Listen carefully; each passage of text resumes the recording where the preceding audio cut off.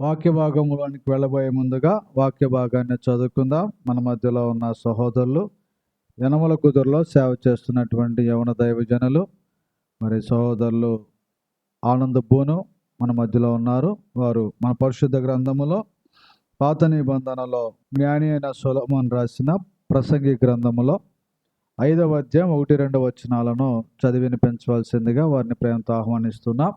ముందుగా వేదిక నద్దు ఉన్న సువార్థికులకి ప్రత్యేకమైన వందనాలు తెలియజేస్తూ, అలాగే ఇక్కడున్న మీ అందరు కూడాను మన ప్రభువును రక్షకుడైన యేసుక్రీస్తు వారి ప్రశస్త నామంలో నా శుభాభివందనాలు తెలియజేస్తూ ఉన్నాను. వాక్య భాగాన్ని చదువుకుందాము. ప్రసంగి గ్రంథము 5వ అధ్యాయము మొదటి 2 వచనాలు. నీవు దేవుని మందిరమునకు పోవునప్పుడు నీ ప్రవర్తన జాగ్రత్తగా చూచుకొనుము. బుద్ధిహీనులు అర్పించినట్లుగా బలి అర్పించుట కంటే సమీపించి ఆలకించుట శ్రేష్టము.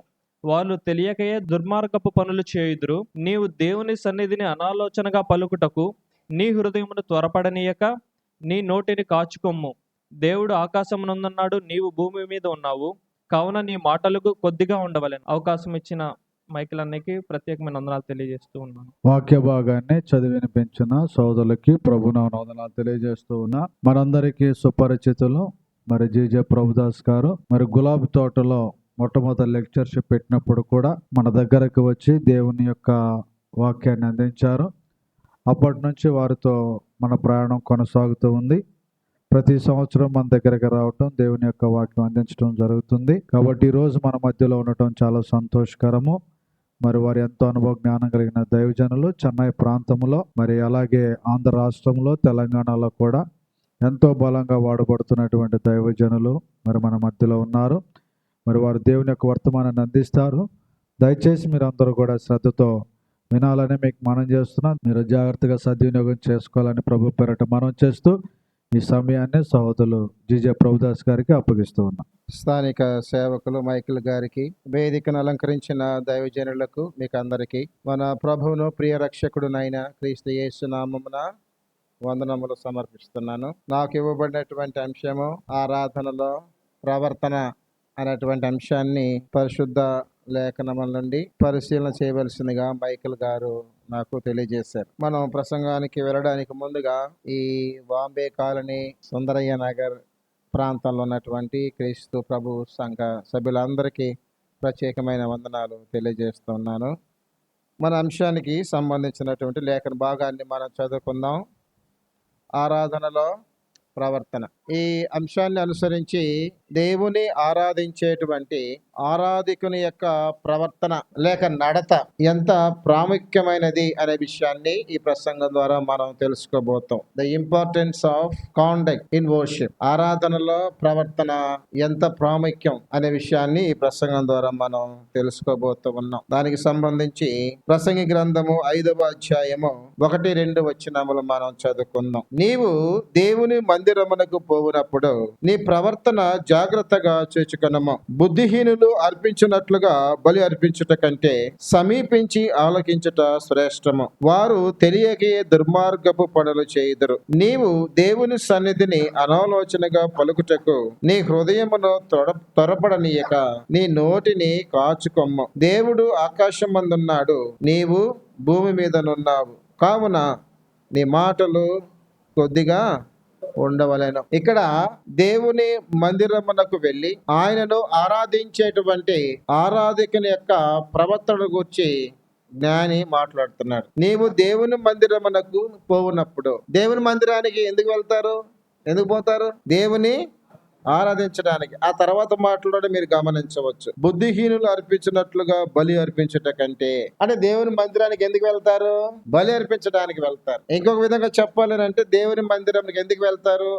ఆయనను ఆరాధించడానికి వెళ్తారు. అలా వెళ్ళేటప్పుడు మనం మన ప్రవర్తనను జాగ్రత్తగా చూచుకోమంటున్నాడు. ప్రవర్తన ఈ వచనాన్ని మీరు కింగ్ జేమ్స్ వర్షన్ లో మీరు చదివినట్లయితే, కేజేబీలో మీరు చదివినట్లయితే కీప్ దై ఫుట్ అని ఉంటది. Keep thy foot when thou goest to the house of God. అంటే దేవుని మందిరానికి వెళ్ళేటప్పుడు నీ నడతను జాగ్రత్తగా చూచుకో.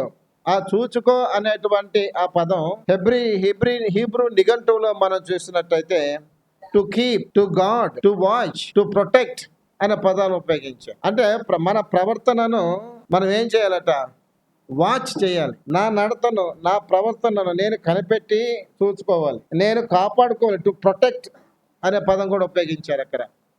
నా ప్రవర్తనను నేను కాపాడుకోవాలి అనే అర్థం ఇచ్చేటువంటి షామార్ అనే హెబ్రీ పదం ఇక్కడ ఉపయోగించడం జరిగింది. షామార్ అంటే అర్థం ఏంటంటే, ఓ దేవుని ఆరాధించడానికి దేవుని మందిరానికి వెళ్ళే ఓ ఆరాధికుడా, నీవు నీ నడతను జాగ్రత్తగా కనిపెట్టి చూడు, నీ యొక్క ప్రవర్తనను కాపాడుకో అనేటువంటి అర్థం ఇచ్చే విధంగా ఆదిమ భాషలో కూర్చబడి ఉన్నట్లుగా మనం చూస్తూ ఉన్నాం. అదే వచనాన్ని మీరు న్యూ కింగ్ జేమ్స్ వర్షన్లో ఎన్కేజీవీలో మీరు చూసినట్టయితే వాక్ ప్రూడెంట్లీ అని ఉంది. Walk prudently when you go to the house of God. Prudently అనే పదానికి తెలుగు పదం వివేకం. అంటే నువ్వు దేవుని మందిరానికి ఆయనను ఆరాధించడానికి వెళ్ళాలని తీర్మానం చేసుకున్నాం. వెళ్ళేటప్పుడు వివేకంతో వెళ్ళాలి.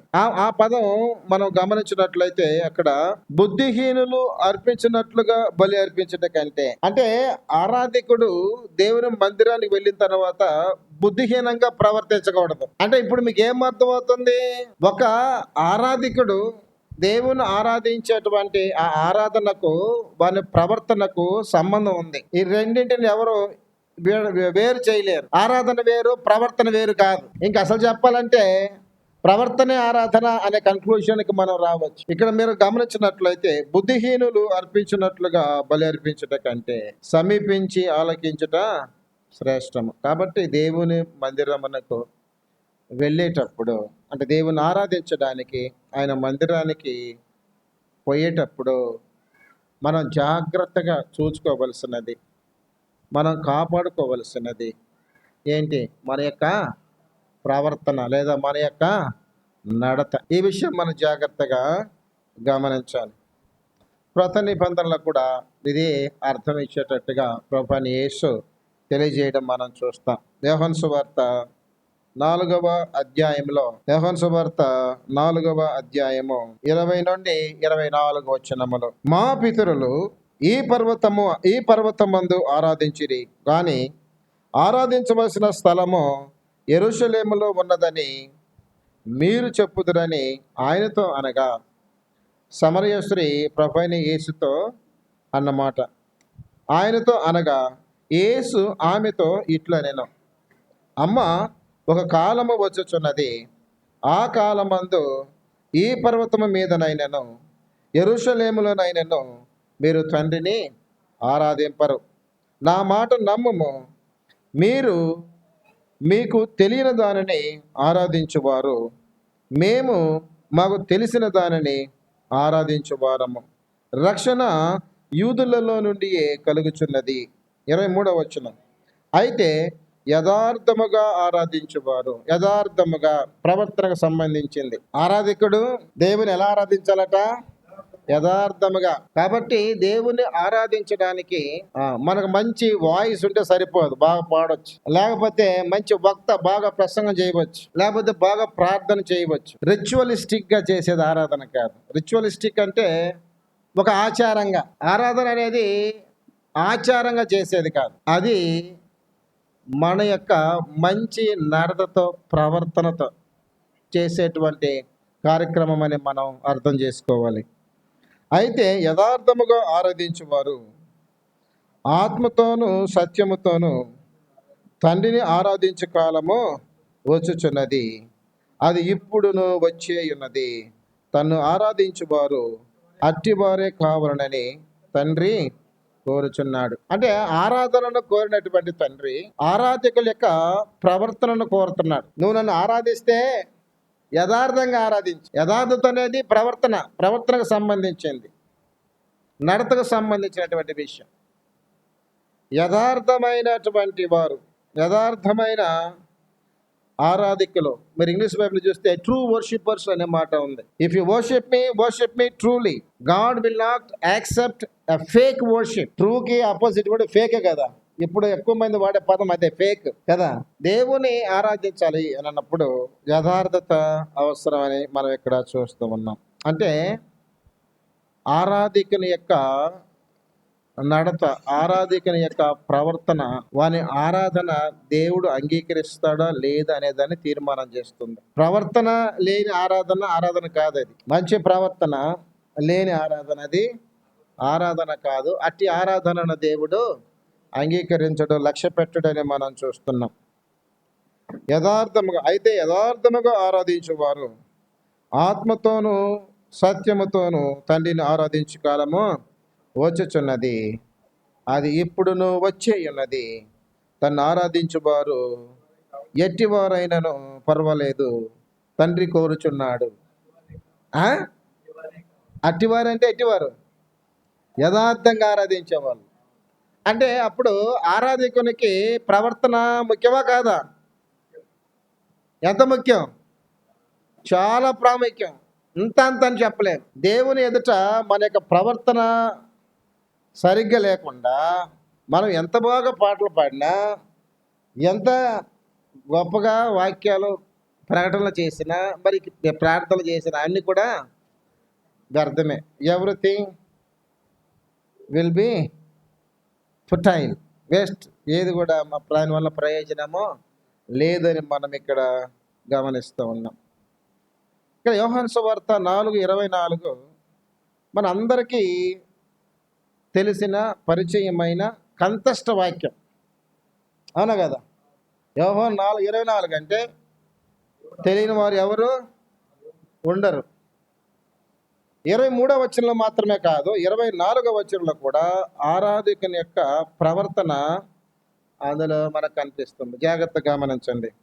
దేవుడు ఆత్మ గనుక ఆయనను ఆరాధించేవారు ఆత్మతోనూ సత్యముతోనూ ఆరాధించవలెను. 3 విషయాలు మనకు అక్కడ కనిపిస్తున్నాయి. ఒకటి, right object. Number 1, right object. Number 2, right attitude. Number 3, right way. అర్థమైందా? 3 రైట్లు ఉన్నాయి. Right, wrong. Right object, right attitude. Attitude అంటే క్యారెక్టర్, కాండక్ట్. మూడవది రైట్ వే. ఆ 3 విషయాలు 24వ వచనంలో మనం చూస్తాం. ఇప్పుడు రైట్ ఆబ్జెక్ట్ ఎవరట? దేవుడు. రైట్ ఆబ్జెక్ట్ ఐఫన్ పెట్టి గాడ్ అని రాసుకోండి. రైట్ యాటిట్యూడ్, సరైనటువంటి ప్రవర్తన, ఇన్ స్పిరిట్, ఆత్మతో చేయడం. రైట్ వే, సరైనటువంటి పద్ధతి ఏది? సత్యముతో చేయడం. Right object, right attitude, right way.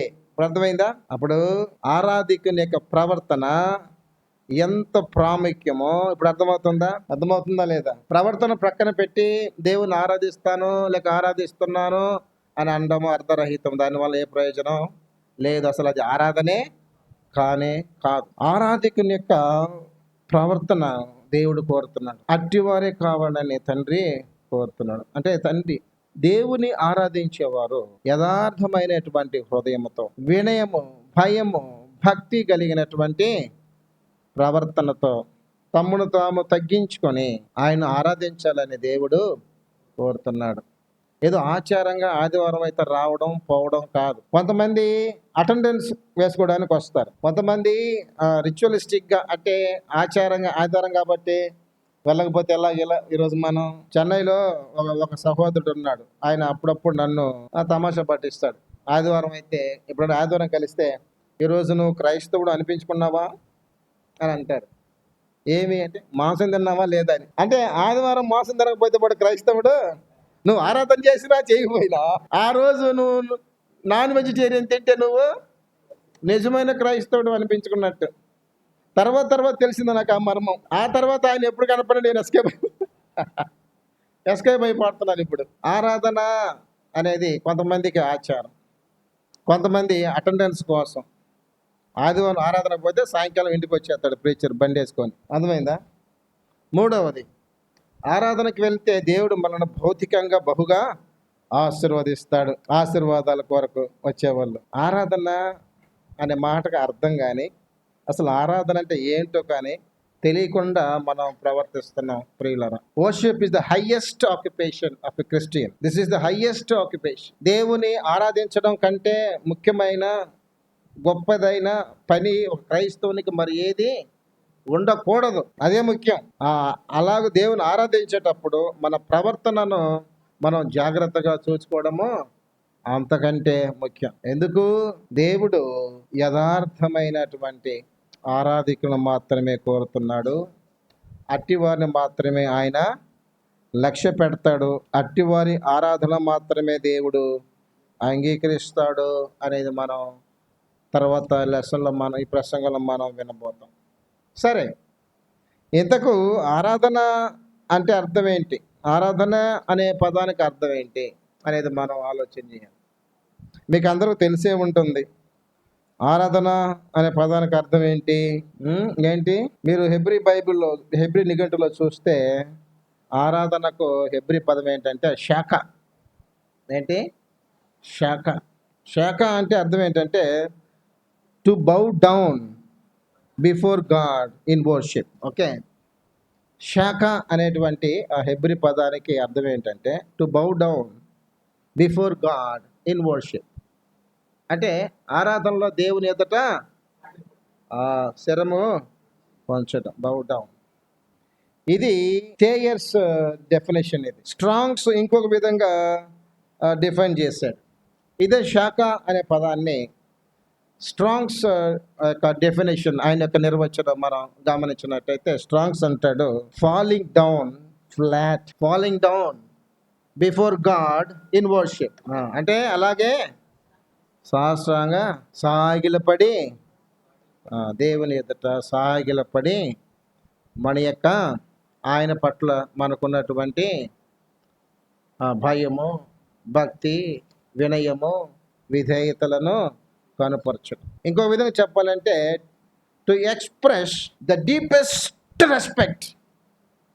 ఇంకా అది అంతా మీరు అర్థం చేసుకోండి. To express the deepest respect. దేవుని ఎంతగా గౌరవించడం కుదురుతుందో నిన్ను నీవు తగ్గించుకొని ఆయన ఎదుట అంతగా దేవుని పట్ల మనకున్నటువంటి మర్యాదను వ్యక్తం చేయడానికి ఆయన ఎదుట అలాగో సాగిలపడడం అనేటువంటి అర్థం మనం చూస్తూ ఉన్నాం.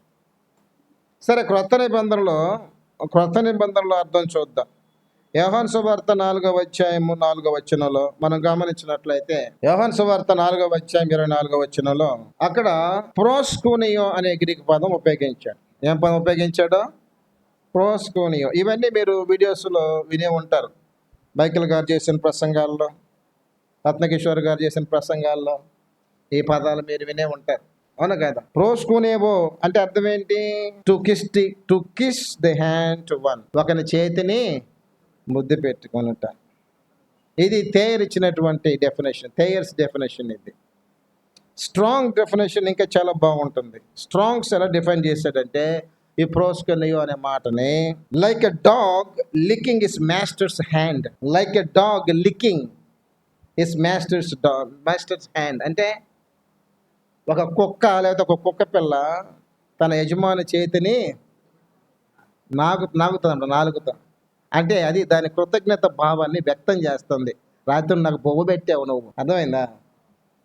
అది స్ట్రాంగ్స్ డెఫినేషన్. అది ఆరాధన అనే పదానికి ఆయన ఇచ్చినటువంటి నిర్వచనం like a dog లికింగ్ is masters hand. ఇవన్నీ ఆరాధన అనేటువంటి పదానికి నిర్వచనాలు. చాలా నిర్వచనాలు మనం గ్రంథంలో చూడవచ్చు. సరే, ఆరాధన అనే మాటకు అర్థం నిర్వచనాలు చూస్తూ ఉన్నాం. తెలుగులో చెప్పాలంటే ఎలా చెప్తాం? ఆరాధన అంటే ఏంటి? సాగిలపడి నమస్కారం చేయుట, పూజించుట, మ్రొక్కుట వగైరా వగైరా, ఇవన్నీ కూడా ఆరాధన అనే పదానికి పర్యాయ పదాలు. అర్థం మాత్రం ఒకటే.